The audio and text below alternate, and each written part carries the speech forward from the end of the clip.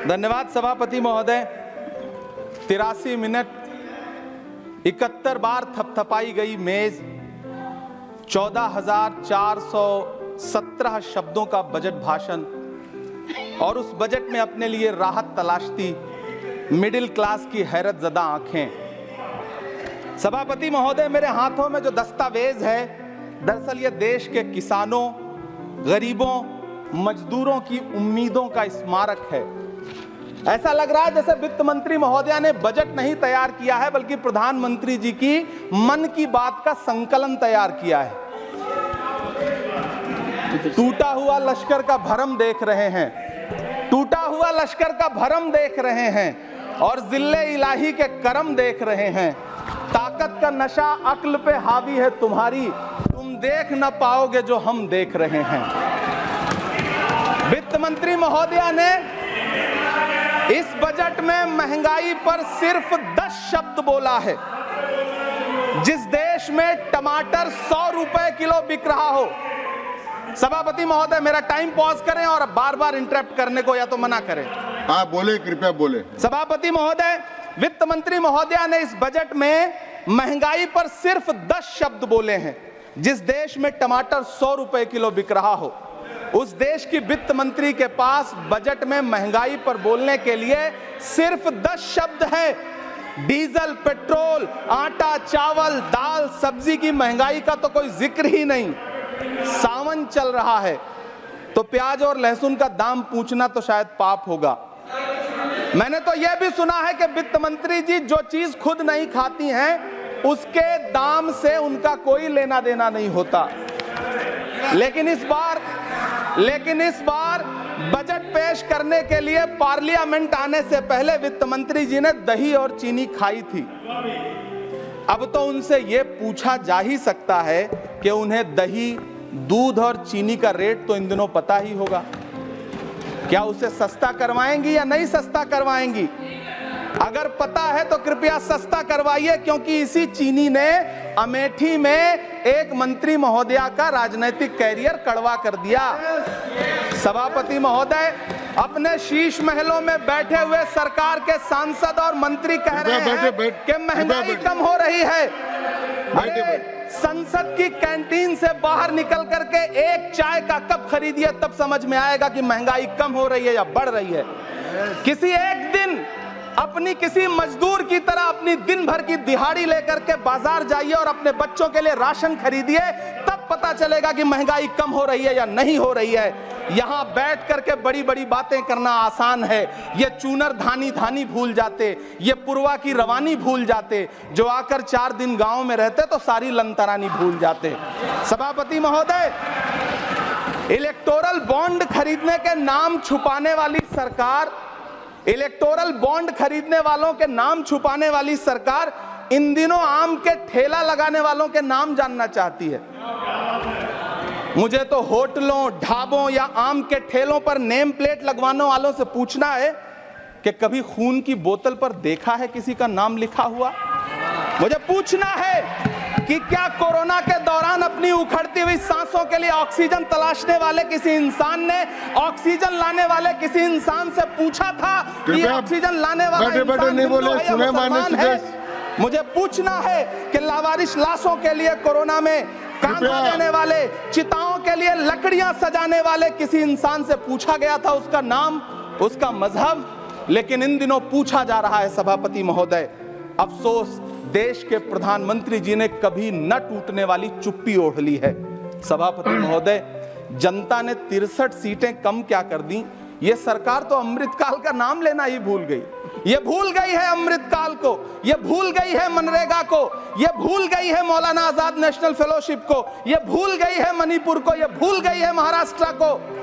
मुझे गर्व है कि मैं राज्यसभा में महाराष्ट्र का प्रतिनिधित्व करता हूं।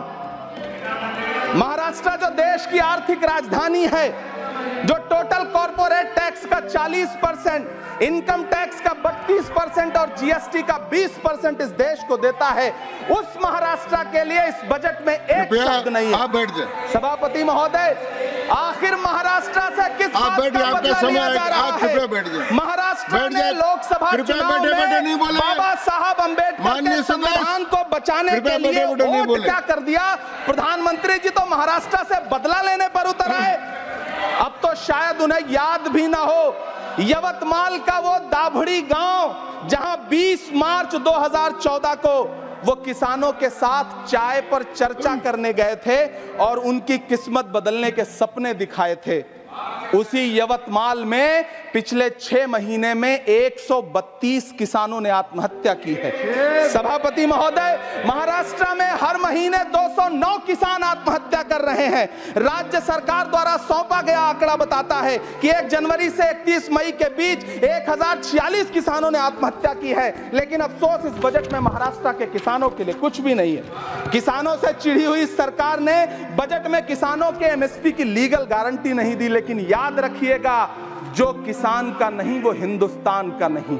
सभापति महोदय, मुझे वित्त मंत्री जी से पूछना है कि वो जो कुछ साल पहले 100 स्मार्ट सिटी बनाने का ढोल पीटा गया था, सुना है उस ढोल में पानी भर गया है, इसीलिए आपने उसका नाम बदल करके सिटीज ऑफ ग्रोथ हब्स रख दिया है।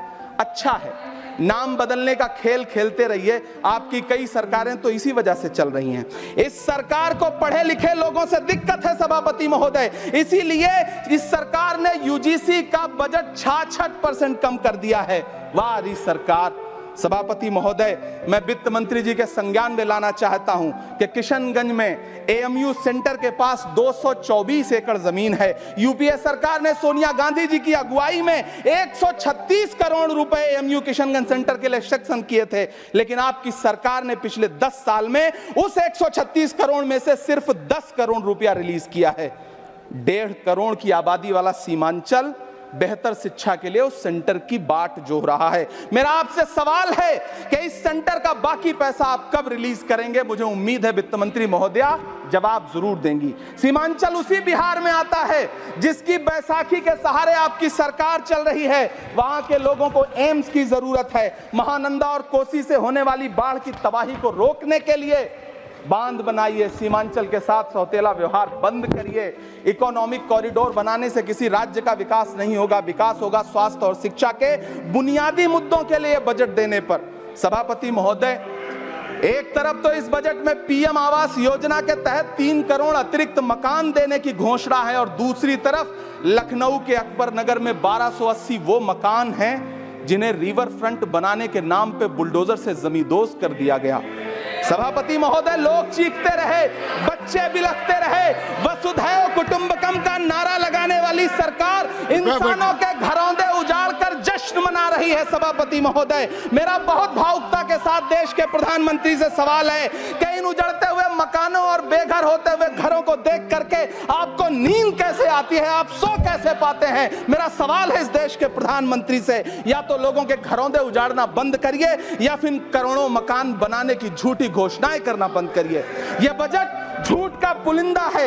यह बजट आपके पिछले साल के बजट का कट कॉपी पेस्ट है। यह बजट हमारे चुनावी घोषणा पत्र की नकल करने की एक बेईमान कोशिश है। लेकिन कहावत है ना कि नकल के लिए भी अकल चाहिए। मेरे हाथ में एक तरफ न्याय पत्र है जो हमारा है और दूसरी तरफ अन्याय पत्र है जो आपका है। इस सरकार को आलोचना सुनने की आदत नहीं है सभापति महोदय।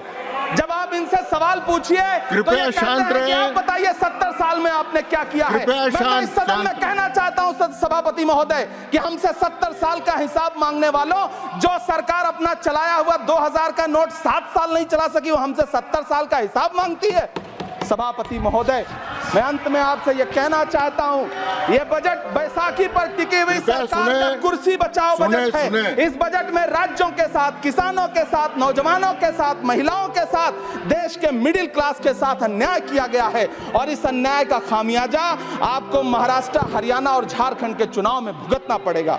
सभापति महोदय, इस सरकार ने नोटबंदी लगाकर देश की आम जनता की पूंजी छीन ली। बैठे बैठे नहीं बोले, कृपया। टैक्स लगा करके छोटे व्यापारियों के कारोबार छीन लिए, पेपर लीक करवा करके युवाओं की आंखों से नौकरी के सपने छीन लिए, अग्निवीर लाकर देश के जवानों की उम्मीदें छीन ली, बुलडोजर लगाकर लोगों के आशियाने छीन लिए, महंगाई लाकर देश की जनता की थाली से निवाले छीन लिए और नारा लगाया कि हम तो सेवक हैं। 18-18 घंटे काम करते हैं। इन्हीं लोगों के लिए किसी ने शेर कहा है कि जो सच और झूठ में दूरी है वो दूरी समझते हैं। सियासी हाकिमों की हम भी मजबूरी समझते हैं, वो अपना हक समझते हैं निवाला छीन लेने को।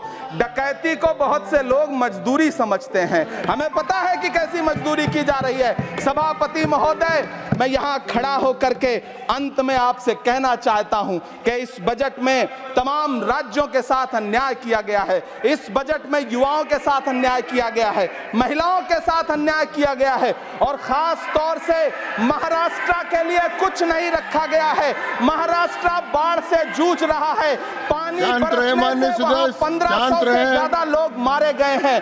उस शहर को, उस राज्य को 4000 करोड़ के पैकेज की जरूरत है ताकि जो फसलें बर्बाद हुई हैं लोगों को राहत दी जा सकी। लेकिन अफसोस, इस बजट में महाराष्ट्र के लिए ऐसा कुछ भी नहीं है। मैं आखिर में यह कहना चाहता हूं कि पिछले 7 दिन से इस बजट का बड़ा ढिंढोरा पीटा जा रहा है, इसे महान बताया जा रहा है।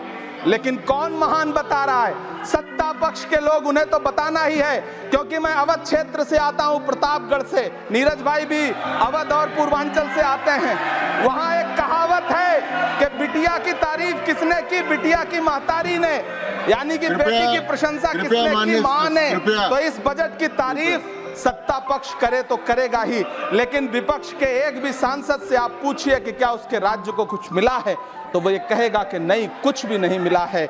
बहुत बहुत धन्यवाद सभापति महोदय, मुझे आम बजट पर अपनी राय रखने के लिए। धन्यवाद।